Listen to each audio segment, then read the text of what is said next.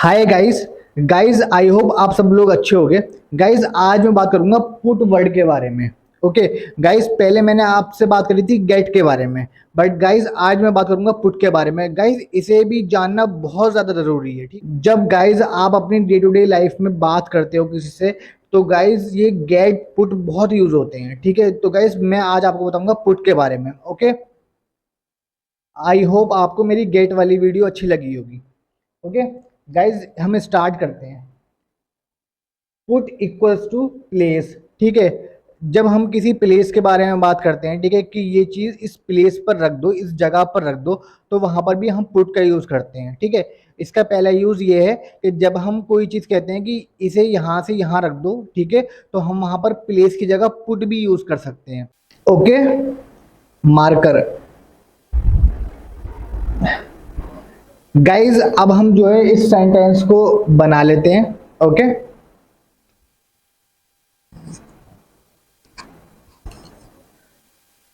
Put equals to place मतलब कहीं पर चीज रख दो। ठीक है, पुट, तो यहां पर हम बनाएंगे पुट से पुट क्या रख दो, चाबियां, keys. Put put the keys, चाबियां रख दो कहां पर, मेज पर, on the table, on the table. ठीक है, तो गाइज यहां पर हमने पुट का यूज करा है। ठीक है, हमने प्लेस की जगह हम प्लेस भी यूज कर सकते हैं। हम प्लेस भी यूज कर सकते हैं कैसे, कि place the keys on the table. ठीक है, पुट की जगह हम प्लेस भी यूज कर सकते हैं कि रख दो। ठीक है, इसे प्लेस कर दो। ठीक है, आप याद रखना, आप पुट भी यूज कर सकते हो, आप प्लेस भी यूज कर सकते हो, बट यहां पर मैंने यूज करा है पुट का। Put equals, put on equals to where. ठीक है, जब हम कोई चीज वेयर मतलब पहनते हैं कोई चीज, तो वहां पर भी हम पुट ऑन का यूज करते हैं। ठीक है, पुट ऑन एक फ्रेज है। ठीक है, पुट ऑन, पुट ऑन मैंने आपको अपनी पहले जो मैंने शॉर्ट बनाया था, मैंने आपको उसमें भी बता रखा है पुट ऑन के बारे में। ठीक है, पुट ऑन बहुत अच्छा फ्रेज है। ठीक है, उसे याद रखना। अपने जूते पहन लो। ठीक है, तो वेयर की जगह मैं लगाऊंगा put on. Put on your shoes. ठीक है, पुट ऑन योर शूज, मैं कह सकता हूं वियर योर शूज। ठीक है, बट यहां पर जो मैं लगाऊंगा वो लगाऊंगा पुट ऑन। ठीक है, पुट ऑन एक फ्रेज है। ठीक है, जब एक से ज्यादा वर्ड मिल जाते हैं आपस में, ठीक है, जैसे दो वर्ड मिल गए, तीन वर्ड मिल गए, तो वो फ्रेज बन जाते हैं आपस में। ठीक है, ये आप याद रखना, फ्रेज। ठीक है, और फ्रेज बहुत यूज होते हैं। ठीक है, मैंने आपको फ्रेज पहले भी बताए हैं, आप उन्हें भी देख सकते हो, उन फ्रेजेस को बहुत बताया मैंने आपको phrases. Put equals to right. अब पुट का मतलब होता है राइट। ठीक है, पुट का मतलब लिखना भी होता है। Okay, remember this. यहां अपना नाम लिखो। ठीक है, यहां अपना नाम लिखो, तो पुट, पुट यहां पर आया लिखने की जगह। ठीक है, यहां पर राइट की जगह आया पुट।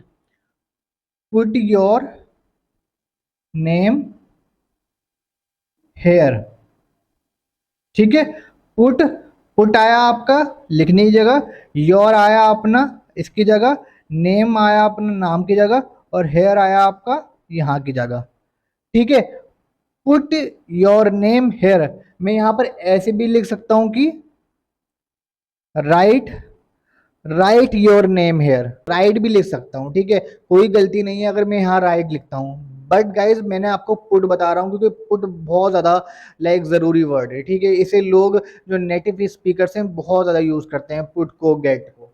ठीक है, तो ये लाइक अगर आपने इसे समझ लिया, समझ लिएगा कि आपने इंग्लिश की जो सीढ़ियाँ होती हैं इंग्लिश को सीखने की, उसमें से आपने दो तीन सीढ़ी तो कवर कर ली। एक गेट की सीढ़ी होती है, एक पुट की सीढ़ी होती है। ठीक है, तो याद रखना, आप वो सीढ़ी कवर करते जाओगे तभी आप इंग्लिश को अपनी like day to day life में बहुत अच्छी तरह से बोल पाओगे। ठीक है, आपको इन्हें डे टू डे लाइफ में बोलना ही पड़ेगा। ठीक है, तभी आपकी इंग्लिश इंप्रूव होगी, वरना ऐसे नहीं काम चलेगा।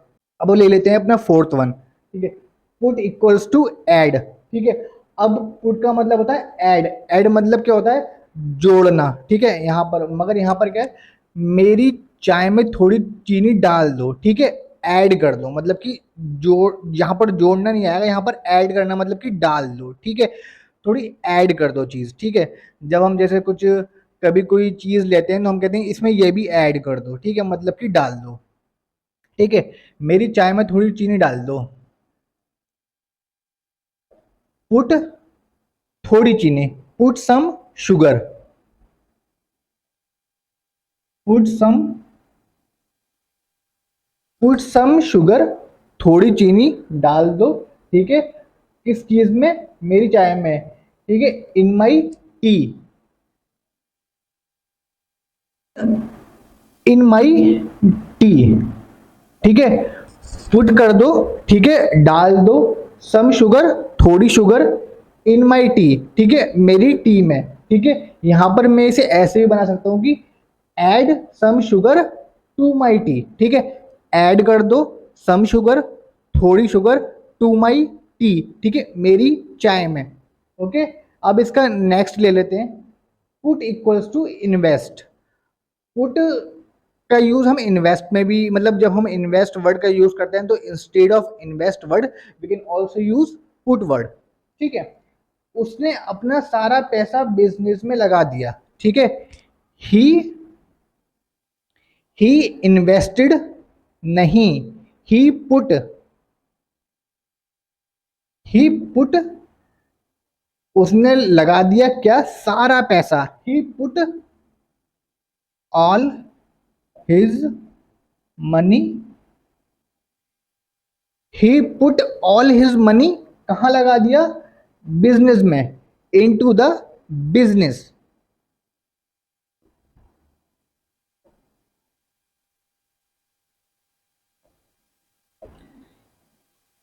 इस जो हमने पुट लिखा है, ठीक है, इसकी जगह हम इन्वेस्टेड भी लिख सकते हैं, ठीक है। इन्वेस्ट की जो सेकंड फॉर्म आएगी वो इन्वेस्टेड आएगी, और थर्ड फॉर्म भी इन्वेस्ट की इन्वेस्टेड ही है, ठीक है।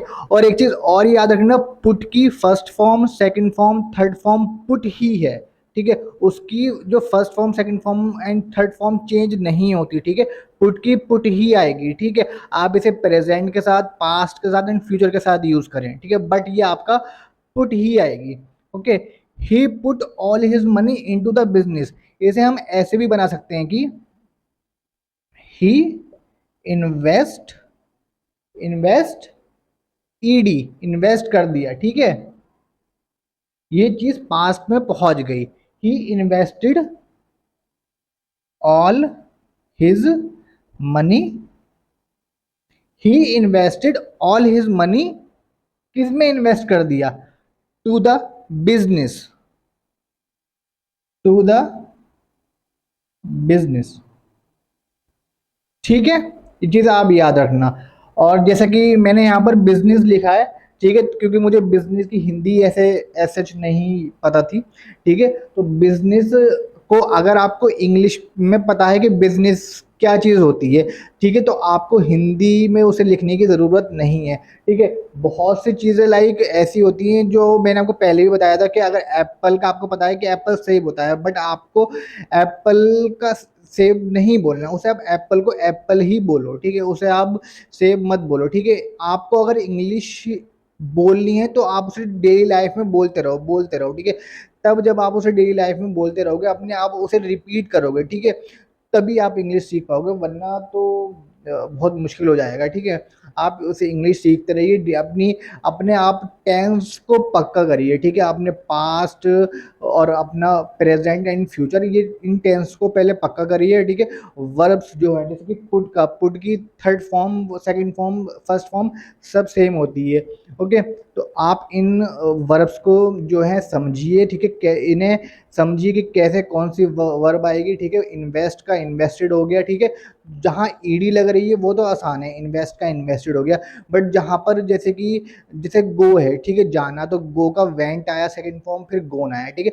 तो इसे आप ध्यान में रखिएगा, इसे आपकी इसका ऐसे आता है, गो का वेंट फिर गोन होगा, ठीक है। तो जब आप ऐसे ऐसे याद रखेंगे तो आपकी इंग्लिश जो है ऑटोमेटिकली इम्प्रूव होने लगेगी, आपको सेंटेंस समझ में आने लगेंगे सारे के सारे कि अच्छा ये ऐसे है, ये ऐसे है, ये इसमें बना है, ये इसमें बना है, ठीक है।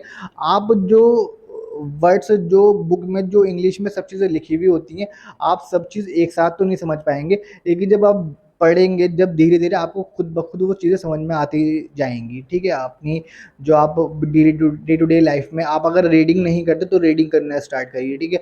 अगर आप जो सॉन्ग्स हैं इंग्लिश में अगर आप नहीं सुनते तो सुनना स्टार्ट करिए। इंग्लिश में सॉन्ग सुनिए और उनका सबटाइटल नीचे आता है, ठीक है? तो उन सबटाइटल को आप देखिए, वो बहुत लाइक सॉन्ग्स से आपकी इंग्लिश इम्प्रूव हो सकती है, ठीक है? तो क्योंकि बहुत लोगों की इम्प्रूव हुई है सॉन्ग्स से, जब आप सॉन्ग्स के सबटाइटल पढ़ेंगे, ठीक है? क्योंकि आप सॉन्ग्स को जब रिपीटेडली बोलेंगे तो उसमें जो सेंटेंस है ना वो भी बिल्कुल ज़्यादातर सही ही होते हैं, ठीक है? तो आप इंग्लिश सॉन्ग सुनिए as much as possible, okay? And thank you.